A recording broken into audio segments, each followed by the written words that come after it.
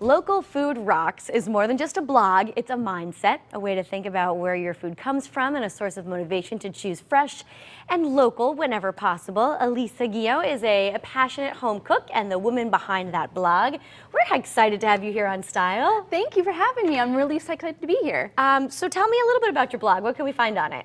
You can find restaurant reviews and recipes and product reviews, but really the focus is all about the people, places, and recipes that use local ingredients. Very good. And local ingredients with zucchini today, I'm assuming, right? Because yes. It is abundantly available. Abundantly available. I can never keep up with it in my garden in the summer. So yeah, and actually the basil is local as well. Very good. All right, well, how do we get started here? It's kind of a unique recipe. It is, and it's really simple, and again, it's great for people with any dietary restrictions, paleo, vegan. You know, you can please everybody with this one. Good.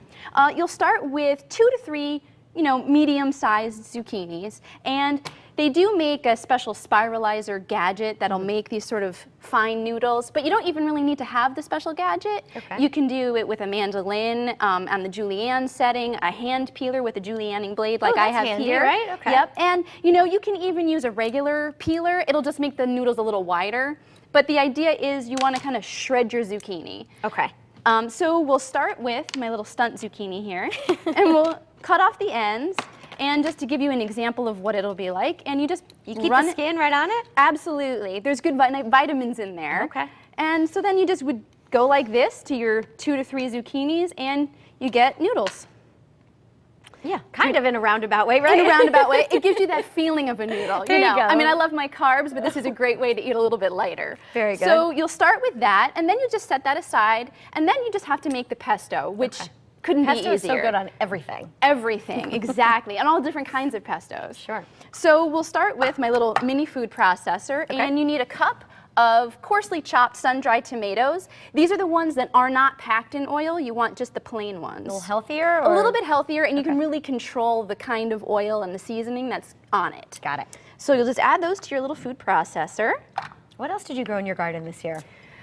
Tomatillos, tomatoes, lots of hot peppers. We love our hot peppers. And of course, the classic, hot item is kale. Yes. We grow a lot of kale.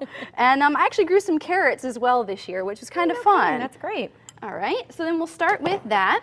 Then you want half a cup of fresh basil leaves. I'm almost out of basil in my garden. Yeah. I need a lot of pesto. Yeah, I know, I'm the same way, exactly. So you just put it right in the food processor. Just push it all right in there, easy peasy. All right, and then we come with, of course, we gotta have garlic. 1 clove, just coarsely chopped. Okay. We plop it in there too. And then we have our liquids. You've got the juice of half a lemon. See, I don't put that in mine. That's a great idea. Exactly, it gives that little bit of acidity that you want, and it also helps maintain the color a little bit too. Okay. And then 2 tablespoons of the good stuff, the extra virgin olive oil. Got it. All right. And then we'll just season it with a little bit of salt and pepper. And I never give proportions on these kinds of things because it's really to your flavor, taste. right. Exactly. So just give it a pinch or 2 there.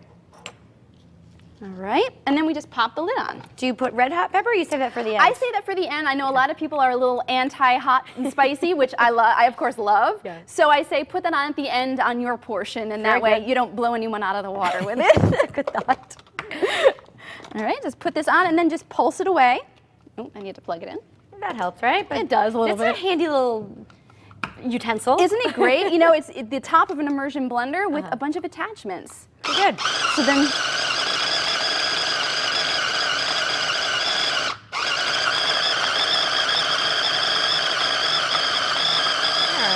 all right, so that's all you have to do. Okay.